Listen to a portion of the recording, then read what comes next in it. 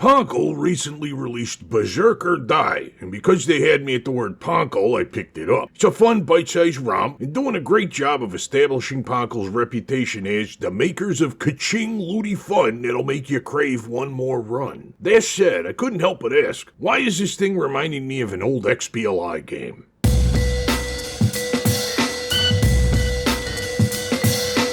Okay, look, I accept that originality is entirely optional, if not wholly overrated. A funny fact about the saying there's nothing new under the sun is that people think they're quoting Shakespeare, but old Willie actually got the line from Ecclesiastes. So when I say Berserker Die is suspiciously similar to an old XBLI game, that's not the diss it sounds like, even if you heard me right the first time and didn't think I was botching the acronym XBLA. For those who did think I left a flub in my audio, here's a brief explanation. The Xbox 360 had the Xbox Live Arcade, which was their marketplace for cheap digital-only games. And then hidden way deep in the GUI, past 3 dungeons in the Swamp of Sadness, it had the Xbox Live Indie Marketplace, which was like XBLA but for bedroom programmers. Before all the cool kids were flipping assets on Steam, they were churning out knockoff Minecrafts and twin-stick zombie shooters for myself and the 12 other people aware of the service's existence. So what does this have to do with Berserker Die, a game released over 8 years after XBLI got shuttered, despite the raucous objections of me and like half of my best friend Jeff? I'm getting there, but the summarized answer is XBLI had some breakout success stories. Among them were Ska Studios, who made a game with Salt and Sanctuaries in it, Sparsh Vector, who brought us Super Amazing Wagon Adventure, the Shameless Twerps, responsible for Castle Miner, and Silver Dollar Games, Silver Dollar, who created One Finger Death Punch. If you haven't played One Finger Death Punch, then it's on Steam. Correct that shortcoming at your earliest convenience. There's 2 of them, not including the kind of garbage mobile version, but to really get the XBLI experience, you can just download the first one. It's almost the exact same build as the XBLI version, right down to it not letting you use your keyboard to type your name into the high scores. But it's a brilliantly simple concept. You're a stick figure, there's only 2 buttons, and you go punch first into whatever direction the button says you do. It is the essence of fighting games boiled down to its simplest and most dynamic elements, and it pairs well with your favorite playlist, podcast, or second screen video essay. Now, I plan at some point to do a full video about Silver Dollar Games because I am entirely fascinated with how they went from the most hated devs on the most garbage marketplace to makers of a game I haven't shut up about since the Obama administration. However, for the purposes of this video about Berserker Die, you remember that? Berserker Die? That's the game this video's about. I want to focus on how Berserker Die does what One Finger Death Punch's sequel did not. Berserker Die has roughly the same core mechanic. You're a 2D warrior, there's enemies coming from both sides, your inputs move you either right or left in an attacky sort of way, and if a bad guy is in your attack zone, they get attacked. There's no way to move your little warrior fella apart from using the attack buttons. So far, so death punchy. Here's where the differences start to come up. And I'm going to be referencing One Finger Death Punch 2 for this, since it was the actual sequel. See, that did what sequels are expected to do. The same, but more. It had a few new mechanics, which were by and large the same mechanic, just applied to different things. For example, there were objects that would be dodged instead of attacked if encountered in the strike zone. It also had a wider variety of mini-games in the original, which again were largely the same engine on a new car. It's fine, not knocking it. I still play it, I still love it. The thing is, when I see Berserker Die coming along and I see how they expand the concept into a whole new level of complexity, well, I want to hate it. Really, I do.